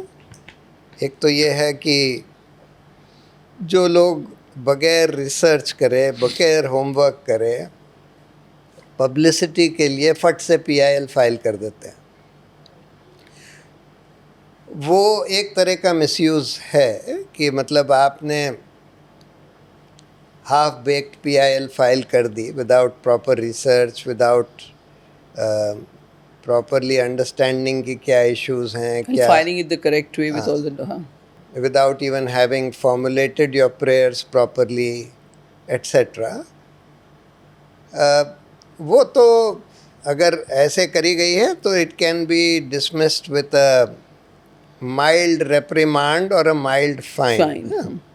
However, there is another kind of PILs which have also have come in vogue recently. ये recent phenomenon है, which are called ambush petitions, where the object is mala fide, where the object is to get a dismissal in order to prevent any a proper future PIL from being allowed. Can you give an example? Yes, ये ML Sharma करके एक है जो इस तरह की ambush petitions file करता है. कई फाइल करी हैं, उसको कई बार फाइन वाइन भी हो चुका है. अभी इस सरकार में करिए, पहले भी करते थे कांग्रेस की सरकार में? आई थिंक पहले भी मतलब that is basic modus operandi. हाँ, पहले भी करता था. तो ये ज़्यादा डेंजरस होती हैं और इनको खैर फॉर्चुनेटली अब सुप्रीम कोर्ट ने बोला है एक अच्छे जजमेंट में कि जब कोई एक पिटिशन डिसमिस हो जाती है जो कि कोई प्रॉपरली फॉर्मुलेटेड नहीं थी, उसमें कोई प्रॉपर इश्यूज भी नहीं थे, फ्रेम्ड भी नहीं थी, और फिर उस इशू पर एक प्रॉपर पिटिशन आती है और अगर पहले वाले इश्यूज पहली वाली पिटिशन में डिस्कस नहीं हुए हैं जो नई पिटिशन में रेज करे गए हैं, अगर ये इश्यूज डिस्कस नहीं हुए हैं प्रॉपरली तो फिर उसको रेस So जुडिकेटा that नहीं means माना circumventing the object of that ambush petition. हाँ, So you're making it हाँ, okay. So you're saying that it is misused, but थोड़ा any पर other? ये कोई बहुत रैम्पेंट फिनोमेना नहीं है, ये ओकेजनली होता है ये एम्बुश PILs का, लेकिन हाँ हाफ बेक्ड पब्लिसिटी सीकिंग थोड़ी होने लगी हैं अब, और इसीलिए मैं सबसे कहता हूँ ना कि देखो अगर तुम PIL फाइल करो तो पहली तुम्हारी रिक्वायरमेंट ये है कि तुम उस इशू को अच्छी तरह से समझो और जो उसमें बेस्ट एक्सपर्ट्स हैं उनको कंसल्ट करो कि क्या प्रॉब्लम है और इसका क्या सोल्यूशन हो सकता है, and then your prayer should include that solution also. So for example अगर आप कोर्ट में जाते हैं कि भाई करप्शन बहुत है सोसाइटी में, करप्शन कम कर दीजिए, करप्शन कम करने का ऑर्डर दे दीजिए, तो कोर्ट बोलेगा कि भाई डिफाइन कि कैसे हम बोल देते हैं कि करप्शन कम हो जाए तो कम थोड़ी हो जाएगा. सो क्या हम करें, क्या ऑर्डर दें जिससे करप्शन कम हो Specific in जाए. the अगर आप prayer. बोलें कि अच्छा आप लोकपाल बनाइए, उससे करप्शन कम होगा, एक empowered independent institution which will investigate cases of corruption etcetera, then it makes some sense.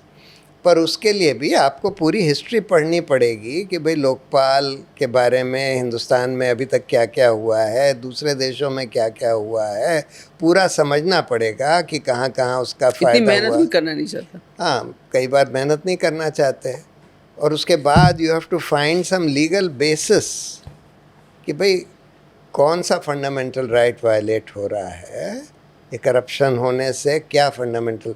Supreme court ने बोल दिया है कि corruption free society is a right under Article 21. Therefore, yes, corruption is a legitimate issue. Environment is also a legitimate issue because that is also an Article 21 right.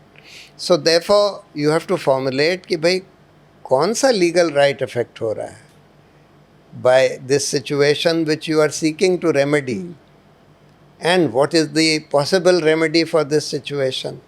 And then after consulting all the relevant experts and seeing all the history of this whole issue in the courts in India as well as outside, then you go to court. So sir ये जैसे लोकपाल के बारे में आपने कहा, वैसे ही RTI act जो पिछली सरकार ने दी थी, तो उसको भी डाइल्यूट करने की बहुत कोशिश कर रहे हैं. और हो सकता है मैं एक बार आपके पास आऊँ, मुझे अगेंस्ट द इलेक्शन कमीशन मैंने एक फ़ाइल किया था RTI, जो अभी तक उसकी कुछ सुनवाई ना कोई जवाब आया है. And I hope you'll help me with that because this is regarding hate speeches which I had worked on. But yes, RTI को dilute करने के लिए बहुत सारी कोशिशें की हैं, जो कि again it's very very detrimental to democracy. RTI was a powerful tool जिससे आप पता लगा सकते हैं, besides the financial aspect of say defense or country के ऐसे fiduciary जो information होता है.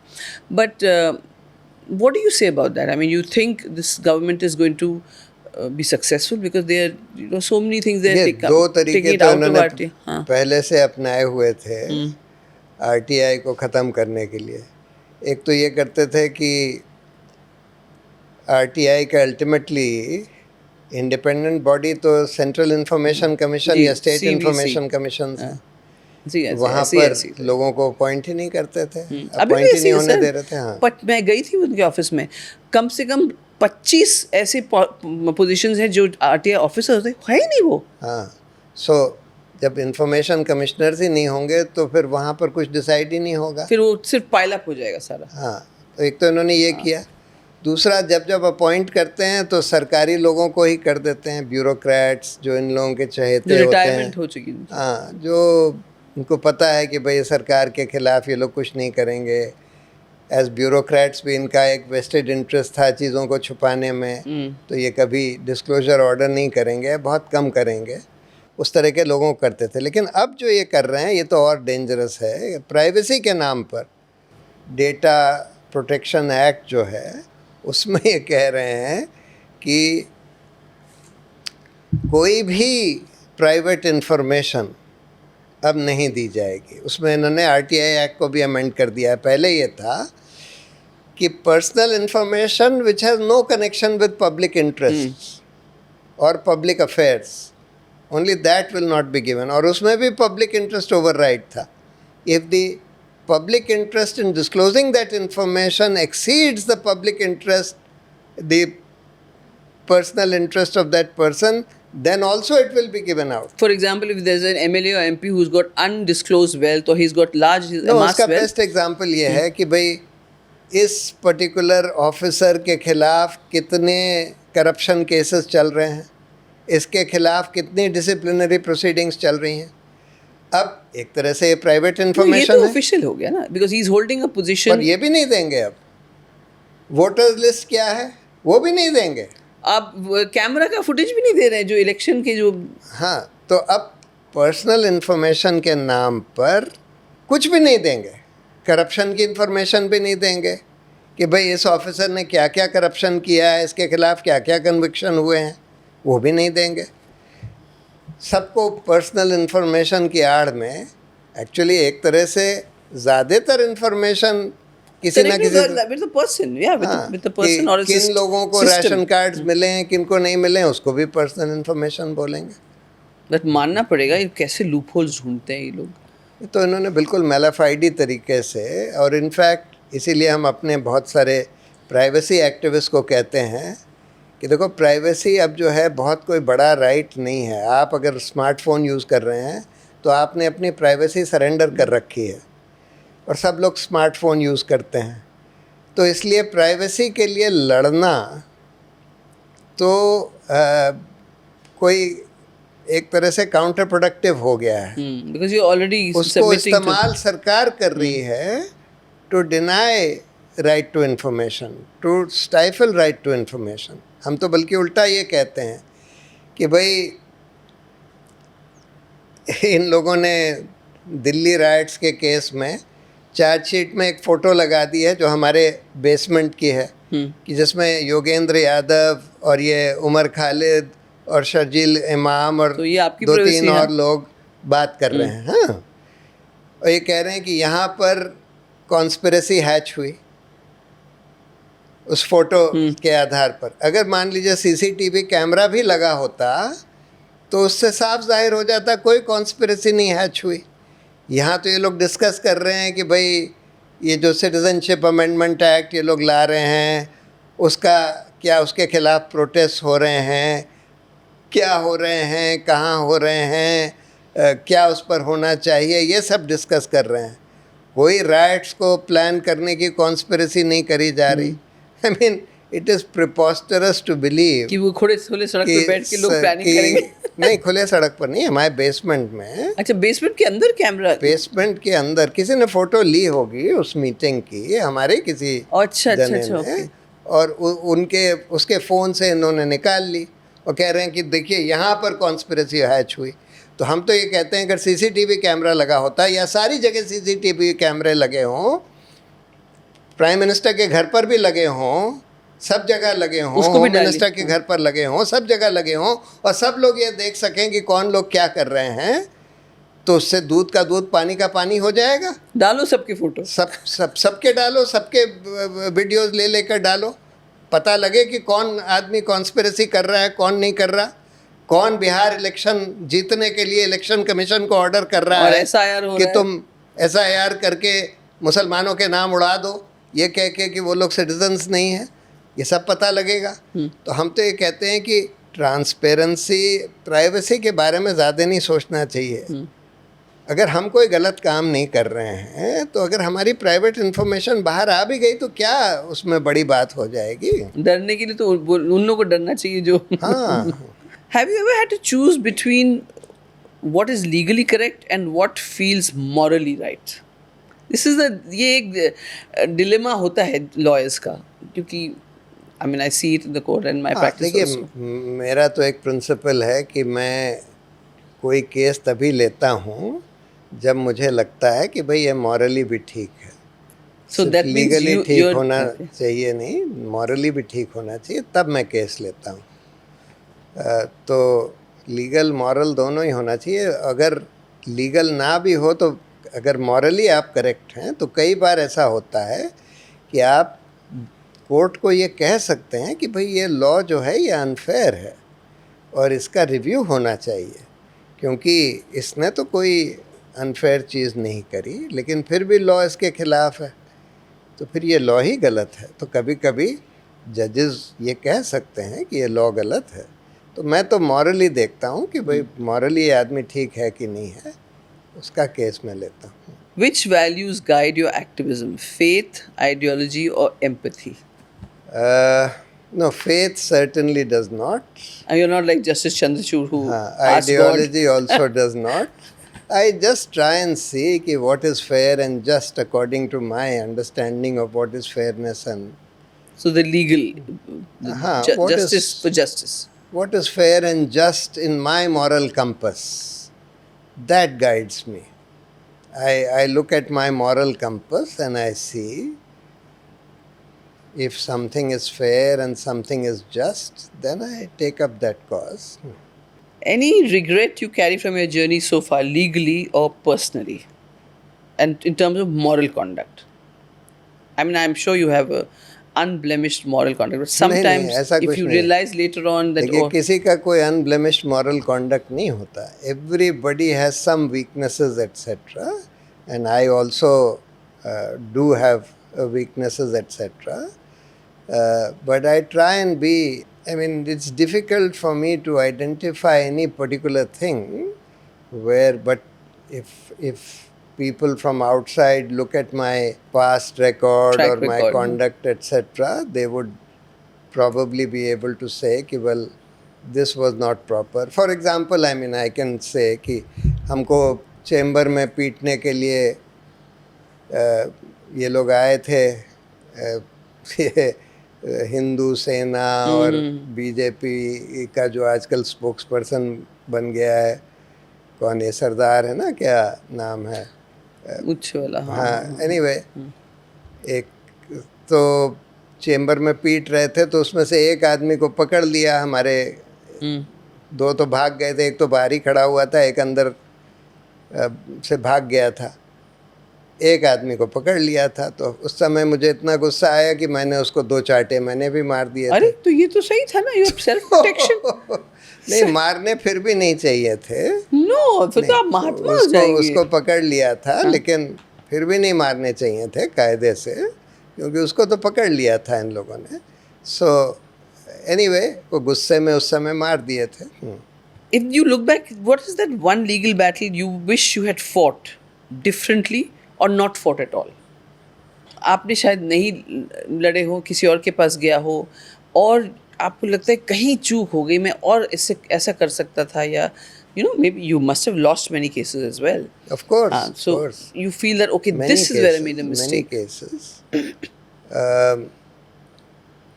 नहीं, डिफरेंटली तो कई बार ये फीलिंग होती है कि अगर ये आर्ग्यूमेंट करते तो शायद ज़्यादा अपील करता है जजेस को. मतलब I am that way very Self-critical. straight in my arguments. I am not a court craftsman who No crafts. showmanship and aplomb. No, not that. A court craftsman is a person who crafts his argument So he's- according to the judge who he is arguing before. So उस जज की psychology, उसको अगर flatter करना हो तो आप flatter So करते from the हैं. past judgments he finds out this, or from the From appearances in court? experience and how that judge behaves, you can see कि whether that judge loves flattery. If he loves flattery, you flatter that judge. That's court craftsmanship. I am not a court craftsman like that. I argue straight जो हमको लगता है कि भाई these are the legal issues, and I present those before the court.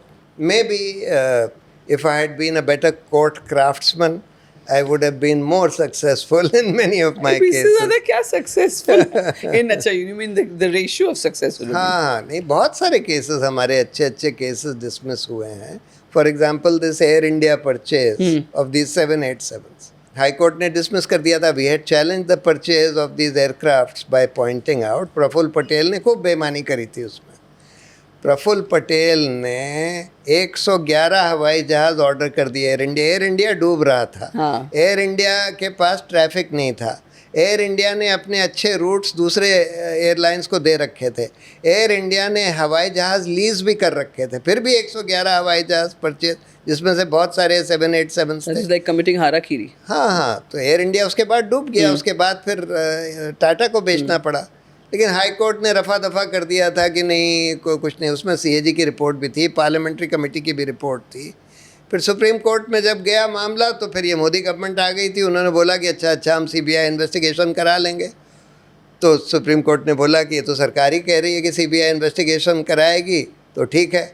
इसीलिए चले गए क्या प्रफुल्ल पटेल उनकी उसके बाद प्रफुल्ल पटेल उनके गोद में बैठ गए. तो फिर CBI इन्वेस्टिगेशन बंद हो गया. उन्होंने बोल दिया कि biggest issue of democracy and why it's becoming weaker and weaker. So you feel that was you feel that should not have been, and that was. मतलब I feel that the Supreme Court should have monitored that investigation. तो उन्होंने सरकार के ऊपर छोड़ दिया कि अच्छा सरकार कह रही है कि हम करवा लेंगे, तो उन्होंने करवाना शुरू किया. FIR वगैरह रजिस्टर करी. फिर प्रफुल्ल पटेल को अपनी गोद में बैठा लिया और फिर उसको रफा दफा कर दिया. कितनी दुख की बात है, क्योंकि सुप्रीम कोर्ट ऐसा कोर्ट है, this is the apex court. Final redressal आपको वहाँ मिलता है. और ज़्यादातर केसेस गवर्नमेंट के मिसमैनेजमेंट, अट्रॉसिटीज़ या उसके खिलाफ होते हैं ज़्यादातर. लेकिन वही जब कॉम्प्रोमाइज़ हो जाएगा तो जस्टिस का तो मतलब एक क्या बोलते हैं उसको, मखौल हो जाएगा एकदम. हाँ बिल्कुल. अब देखिए आज इलेक्शन कमीशन का भी हो गया. Election commission was supposed to be an independent body, लेकिन आज हम देख रहे हैं बिल्कुल सरकार के कठपुतली बनकर रह गई है. और सुप्रीम कोर्ट हम लोग गए कि भाई इनका अपॉइंटमेंट सिर्फ सरकार के थ्रू ना हो. तो सुप्रीम कोर्ट ने ऑर्डर भी किया कि भाई 3 मेंबर की कमेटी होनी चाहिए, जिसमें prime minister, leader of opposition, chief justice of India. और उन्होंने चीफ जस्टिस को निकाल दिया. उन्होंने चीफ जस्टिस को निकाल दिया. लॉ बना दिया कि भाई prime minister, another minister and leader of opposition. With the result कि अब लीडर ऑफ अपोजिशन की कोई बात ही नहीं रह गई. वो डिसेंट नोट लिखते रहते हैं. ये लोग जिसको चाहते हैं अपॉइंट करते रहते हैं. और रिजल्ट आपके सामने है कि सरकार की कठपुतली बनकर बिहार में करोड़ों लोगों का नाम इलेक्टोरल रोल से बेईमानी से निकालने की कोशिश और 40 लाख वोटर ऐड भी किए जाते हैं. हाँ, महाराष्ट्र में ऐड किए गए, यहाँ निकाले जा रहे हैं. कभी सूरज दोबारा उगेगा हमारे डेमोक्रेसी पर, शाइन अगेन. नहीं, देखिए मेरी राय में इस समय ये गवर्नमेंट बहुत अनपॉपुलर हो चुकी है. और अभी तो बिहार वाला decision I think is totally fallen on their face with that. हाँ, बहुत अनपॉपुलर हो चुकी है. और अब तो बस ये गुंडागर्दी के ही दम पर ये लोग चल रहे हैं. जिस दिन जनता खड़ी हो गई या जुडिशरी खड़ी हो गई, उस दिन इनका खेल ख़त्म हो जाएगा. जुडिशरी को खड़ी होने में टाइम. अभी जितने भी चीफ जस्टिस आएंगे वो सब ऑलरेडी कॉम्प्रोमाइज दिख रहे हैं जो हायरार्की के हिसाब से. हाँ, हो सकता है. देखिए I have been in the film industry as an actor, done more than 125 films, 75 series, and in 2007 I got into politics because if you remember there was a gentleman called Jay Prakash Narayan. Lok Satta. So we were electing a citizen candidate, and so they took a constituency of Juhu, and from there Adolphe D'Souza was elected because we worked for him, and I was traveling and speaking from मंच से बात करना है. उसके बाद मुझे जयप्रकाश जी ने कहा, he was like a mentor for me. He said Kunika, तुम नाली के सामने बैठ के ऊपर बैठ के लकड़ी से हिलाओगी तो सिस्टम नहीं, तुमको इलेक्शन में खड़ा होना है. सो उनके कहने पर मैंने कहा अब क्या करें. तो मैंने कहा सर इंडिपेंडेंट तो नहीं लड़ सकते, अभी तो नॉमिनेशन फाइल करने के लिए अभी 4-5 दिन ही बचे. He said no, you join a party. अब मैंने जो पार्टी के साथ मेरा संबंध था अपना कांग्रेस, क्योंकि उनको जानती थी सलमान खुर्शीद साहब की वजह से, तो उन्होंने कहा कि आप बात कर लो. बात किया तो ऑलरेडी कैंडिडेट डिसाइड हो गया, तो वो कॉर्पोरेशन इलेक्शन थे. उसके बाद ये स्प्लिट हुआ NCP एंड कांग्रेस, एंड वहाँ पे I got a ticket, I fought and I lost. I was the 3rd number, Samajwadi 1, Congress was 2nd and so उसके बाद I got into politics and it was, मुझे तो बड़ी कोफ्त होती, घुटन होती थी. लेकिन फिर 2014 से पहले मैंने अपना रेजिग्नेशन अशोक चौहान जी को कहा कि मैं जैसे नहीं वेट, एक इलेक्शन अभी आने वाला है, लोगों का मोरल डाउन हुआ, and I was holding a good position in the Mahila Congress. So but I was very very upset because tribal area में घूम घूम के मैं I to give them documents and things कि क्या क्या होना, लेकिन वोटर कितने हैं, अच्छा ऐसा. And I told Rahul ji in one public meeting and party meeting that Congress का पतन होने वाला है क्योंकि इस तरह का एटीट्यूड है लोगों का. And he listen to me patiently. And egos and air condition politicians, pygmy leaders. So then in 2014, before that, I kept my resignation ready when the counting was going on, so that tab tak mera duty as a karyakarta was done, and I resigned. Now before I resigned, I had this percolating in my mind for 2 years. My father was a very senior Air Force official. He was an Air Vice Marshal when retired. He used to tell me, "What did you get into? This is not this thing. It's a dirty place." And so I started studying in 2012 to become a lawyer. And I had not done my graduation because I had come to the film industry when I was very young. So I did my 12th standard again because I couldn't find my certificate. Then I did 5 years of law. I did 2 years of LLM with the basic idea that this is how I'm going to make a difference, Besides, I have an NGO which works in education. But I said, no, this is how I'll get reason of going into politics was power. You get power so you can do something. But honestly, sir, I got my degree, my sanad jisko kehte hain, in 2018. I have been so disillusioned with the judiciary. No, I understand. It is so sad, and I understand. And it's not an easy life for an advocate, but and also for the litigants. Yeah. What does your version of India look like? Is it still alive in today's India? The vision that you had for India, or that our freedom fighters have had. Well, yes and no. I mean, it is alive.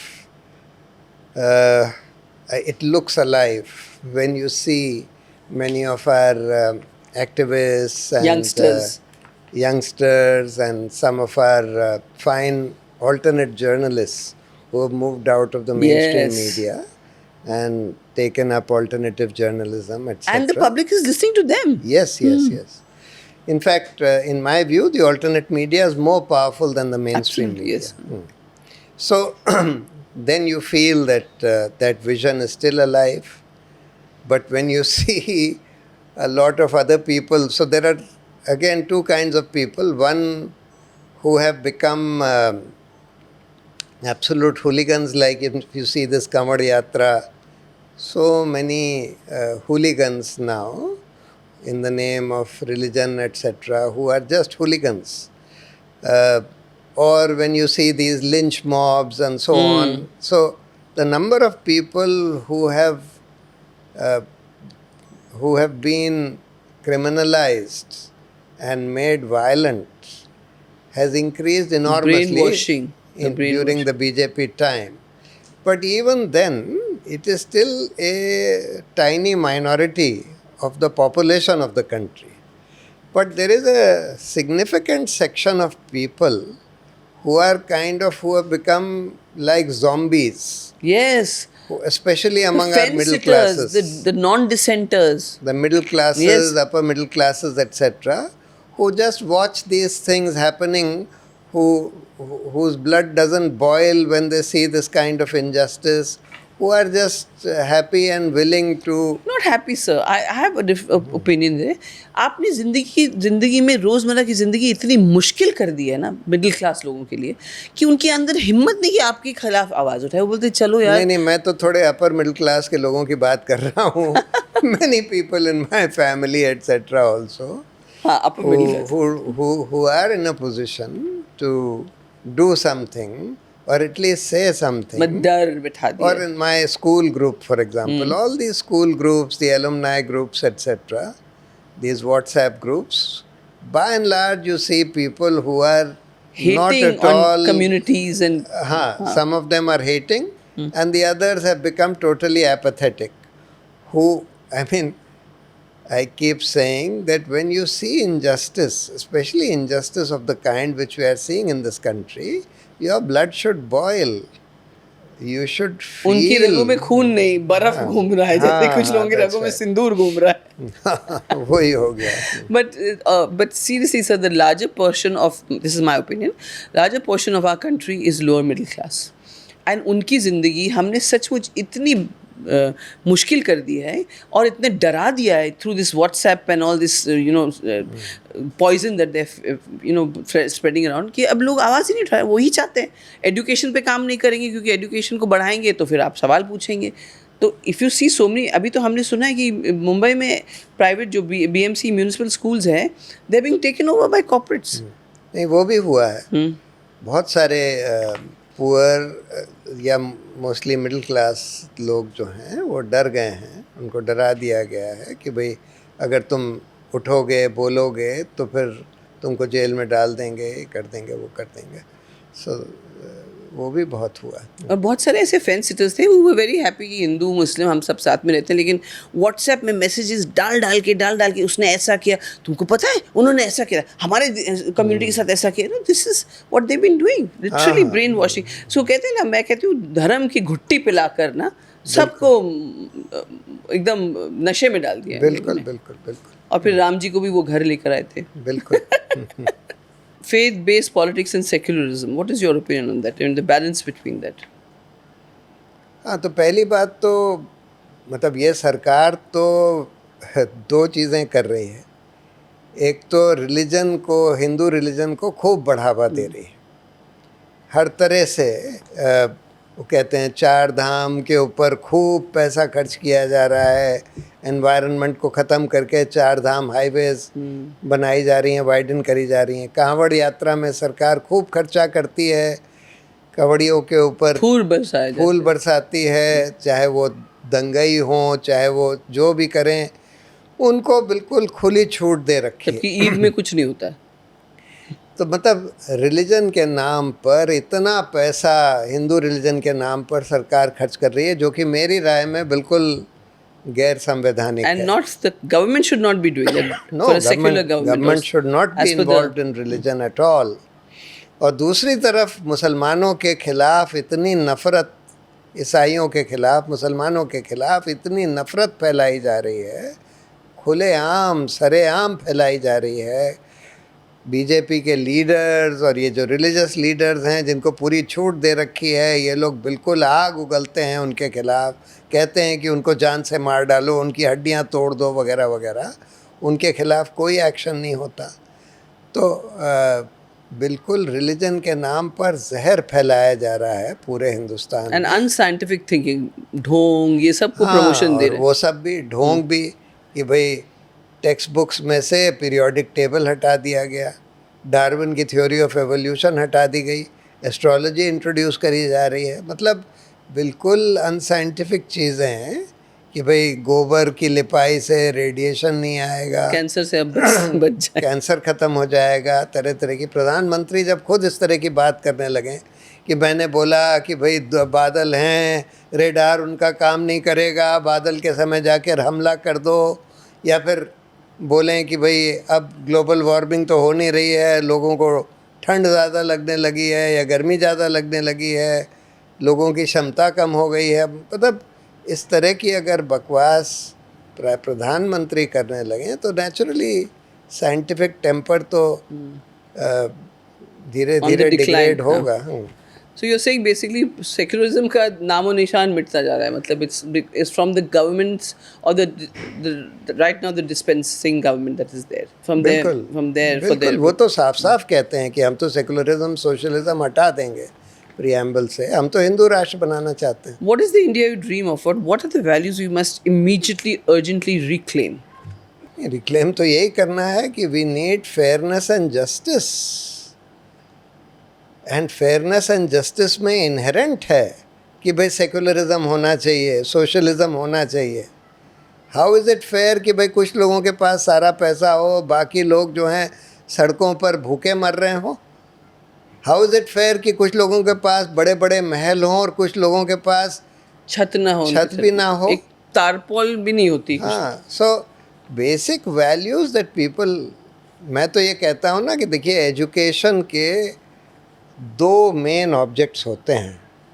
एक है to promote critical thinking and the power of reasoning, analysing, and the second is to develop empathy, empathy for the people around you, empathy for other beings, empathy for the planet in general, empathy for the ecology of the planet.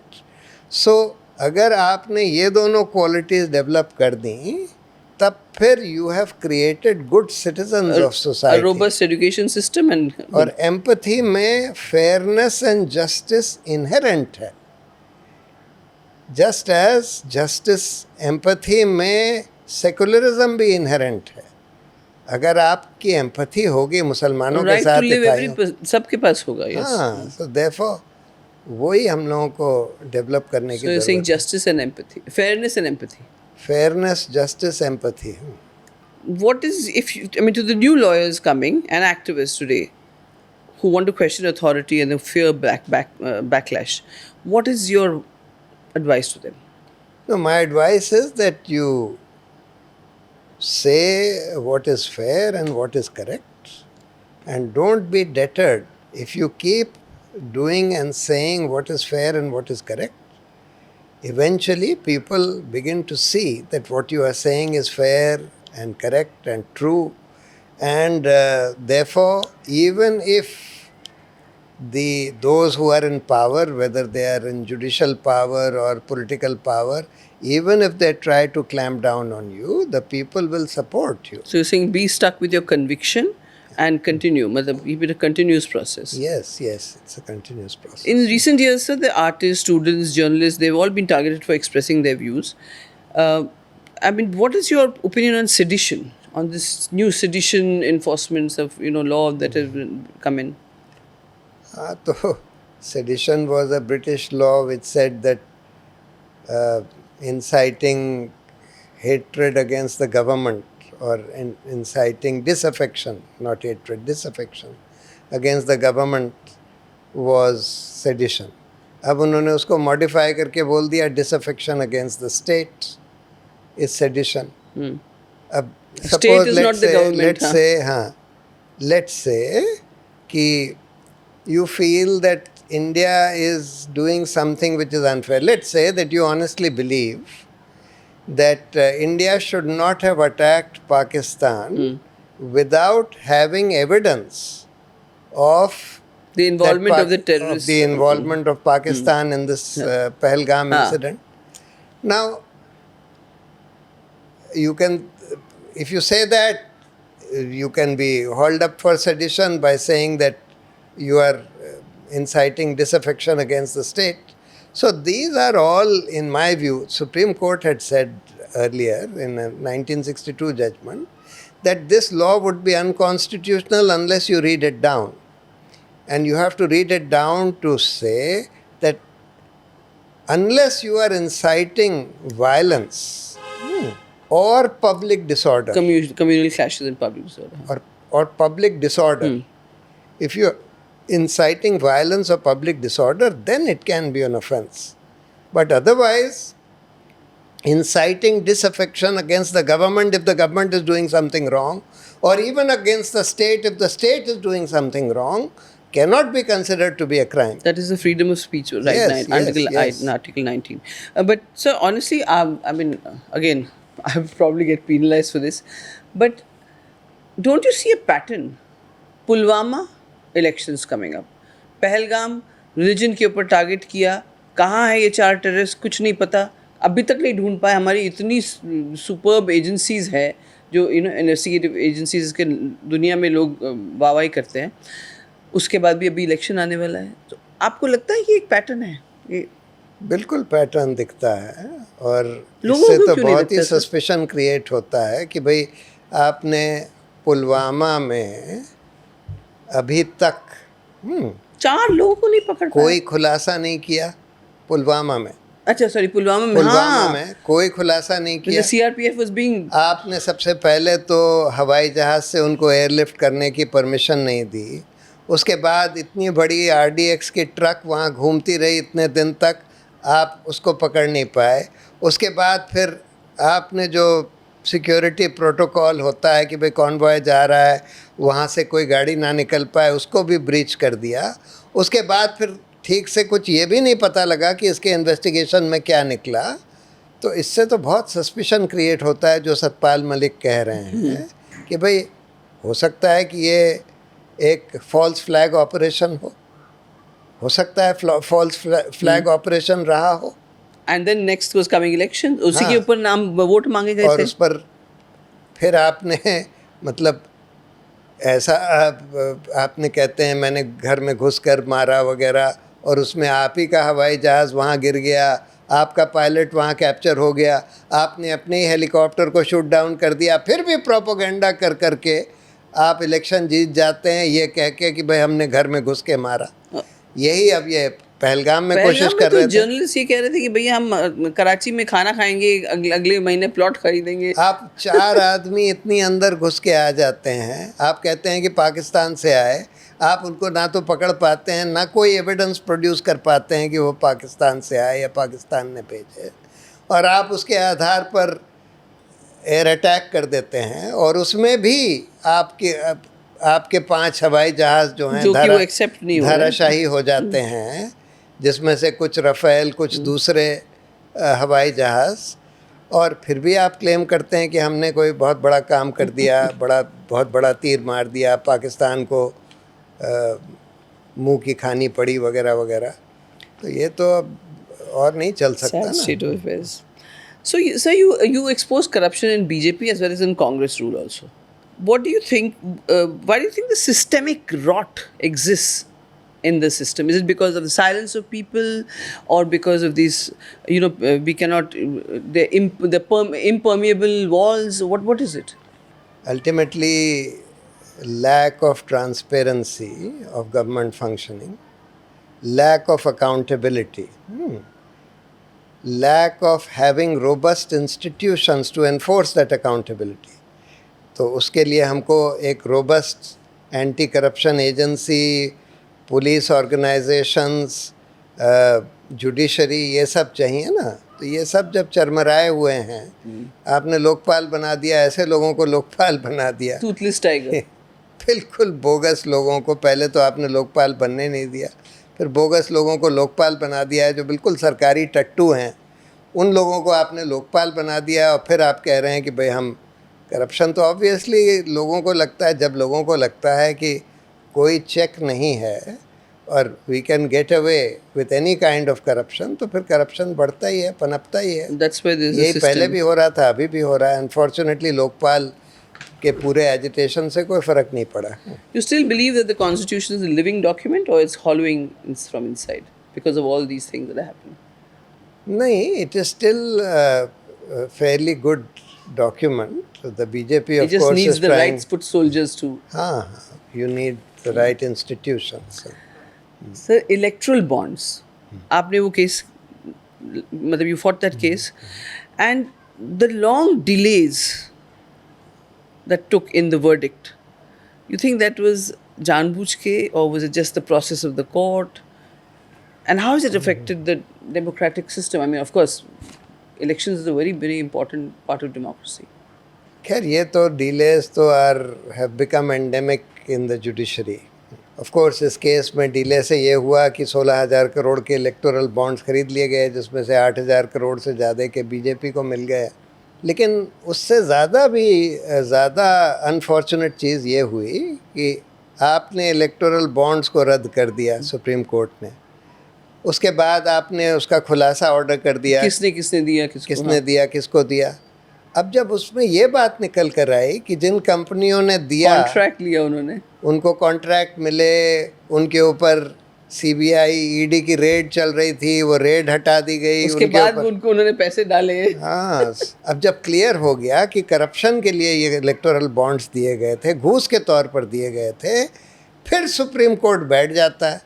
हम supreme court से कहते हैं कि भाई इसमें एक SIT बनवाइए, क्योंकि ये पुलिस वगैरह और सीबीआई और ईडी ये तो खुद ही कॉम्प्रोमाइज्ड हैं, इसमें इन्हीं का इन्वेस्टिगेशन होने की ज़रूरत है, क्योंकि इन लोगों को यूज़ किया गया है for extracting money from companies. तो उस पर सुप्रीम कोर्ट कहता है कि नहीं जी, अब हम और कुछ नहीं करेंगे। मतलब if you gone half way you have to follow it through, but unfortunately right, absolutely. न्याय या नायाब? न्याय या नायाब? आई ऑलवेज प्रेफर न्याय। I thought as much. एक बुक जो आप सबको पढ़नी चाहिए आपके हिसाब से, और लास्ट बुक जो आपने रेकमेंड की है और क्यों किसी को पढ़ने के लिए? किताबें तो बहुत हैं, लेकिन एक किताब जो मुझे बहुत अच्छी लगती है, जो कि बेसिकली साइंस के बारे में एक फिजिसिस्ट ने लिखी है, surely you are joking mister Feynman. Mister Feynman. हाँ, I'm gonna write Feynman this was down. an American physicist, very, in my view, one of the best physicists of all time. उनकी एक किताब है शोली और joking mister Feynman. You think आम आदमी समझ पाएगा इसको जिसने हाँ हाँ, फिजिक्स नहीं बिल्कुल पढ़ी? बिल्कुल. अगर उसका हिंदी में अनुवाद अगर किसी ने किया है तो बहुत अच्छा है, नहीं तो होना चाहिए उसका. So that's what you recommend. अगर आप लॉयर नहीं होते तो क्या होते, फिजिसिस्ट या फिलोसोफर? फिलोसोफर. क्या अभी बात. मैंने जो आर्टिफिशियल इंटेलिजेंस पर बड़े सालों बाद आई donned my philosopher's hat once more, and I wrote 2 articles published in The Wire on artificial superintelligence. Which month was I must check. I'm a तो एक तो subscriber to the- जुलाई 23 में है और एक मई 25 Oh, में. great. So, guys, all of you check it out. And for that, you'll have to subscribe to Wire. Because it's not in the public domain until you're It subscribed. is in the public domain. Wire तो public domain में है. No, but these articles also. हाँ, Okay, बिल्कुल sorry. बिल्कुल. You just Google it, you'll Google get it, it. okay. एक political figure जिसके साथ dinner करना चाहेंगे आप, भले ही वो you know he is passed away, even if he is not alive today. अच्छा अच्छा अच्छा अच्छा अच्छा. ओके. तो I would say Jawaharlal Nehru. For his ideology, for his struggle to No, free for India, for his vast knowledge and understanding and for how he of- developed India from of scratch. the country, of the world, etc. Last Netflix show you watched? Oh, अच्छा. Turning Point, the Cold War, the Vietnam War, Turning Point documentary series. Okay, on Netflix. Netflix. Also another one called Virgin River. It's a serial. I'm not promoting Netflix, but sir, is there any other OTT Virgin platform? This is also Netflix? Yes. Okay. Any other Virgin OTT platform which you saw something interesting? Prime में तो एक हमारी sister ने बनाया है legal serial called guilty minds. It's a good serial. On Prime. Okay. Yeah. So, what's that one book that changed your perspective of life? Is it the same one which you mentioned? नहीं ऐसे one book कहना बड़ा मुश्किल है. I mean so many of okay, one book can be Language, Truth and Logic by A.J. Ayer, which explains the basic logical positivism. One judge you deeply respect, even if he's an erstwhile judge. Justice Krishna Iyer. What और great अभी जो judge. Retire हुए justice Abhay okay. Yes, again another wonderful, morally correct person. Yeah. A law you would repeal immediately if you had, if you was a law minister or if you had. UAPA. Very nice. And you're fighting for Sharjeel Imam and okay. नहीं हमने तो UAPA को challenge भी किया हुआ है. But वो काफी दिन से so चल रहा है badly ना. misused. But it's been going on for a long time. So 5 साल से ऊपर हो गए. हाँ पेंडिंग है. Gandhi, Ambedkar or Nehru, who shaped your world view most? I would say Nehru. What keeps you awake at night? Corruption, apathy or silence? No, what keeps me awake at night is really the very, very dangerous happenings in geopolitics which are going on. All over the world. And also the very, very rapid developments in artificial intelligence which are happening. But you So are I follow both these things very closely. So Jeffrey Sachs, for example, one of the best commentators on geopolitics, I watch his interviews very often. Also, there is one judge called Judge Napolitano, who interviews many, many very fine people. Professor John Mersheimer, Jeffrey Sachs. and this is all available on YouTube? Yes, all available on YouTube. And also the developments in artificial intelligence which are happening. But you are very pro artificial intelligence because you spoke in the beginning. Yeah, I am very pro autonomous artificial intelligence. What I feel is कि अभी तो artificial intelligence is still being used and sometimes misused by humans. but we are rapidly approaching the point where it will become autonomous and therefore They'll not be in our control. will not be misused by or us. will not be misused by people. By humans, huh. But what is the chance of it being out of our control? No, it will be out of our control, and I am happy want it that to it be. will be. I want it to be out of our control because humans are the cause of our problem. As they say, artificial intelligence may save us from human stupidity. And atrocities. Have you thought, again, ever joining politics, you already answered that you are not cut out for politics, but you're ready to advise somebody who wants to start a political party or on politics? So I always keep saying that you have to first form a mass, create a mass movement in the country. And thereafter, like India Against Corruption became a mass movement. Thereafter, it morphed into a political party so that party already had sufficient visibility, because the whole game is of visibility, and visibility is normally purchased by money, failing which you have to have a mass movement. If you don't have money, you have to have a mass movement. So if somebody is able to create a large mass movement on, say, unemployment, then thereafter it can be morphed. But then that into a sole political agenda of the political party will be unemployment, or they'll take up other issues? They'll take up other issues. What if a religious community thinks this? If a religious community wants to join hands and start their own political party, would it be a political party or would it be a coup?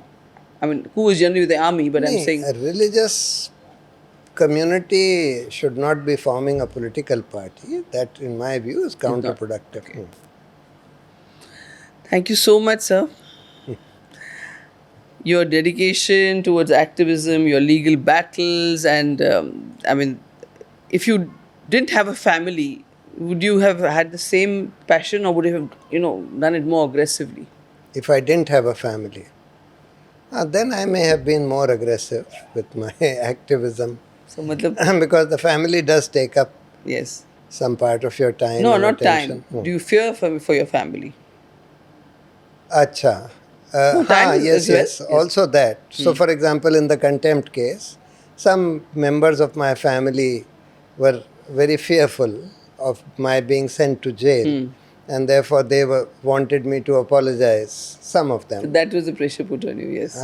But Would you rather go but to my jail? father had made it very clear to me that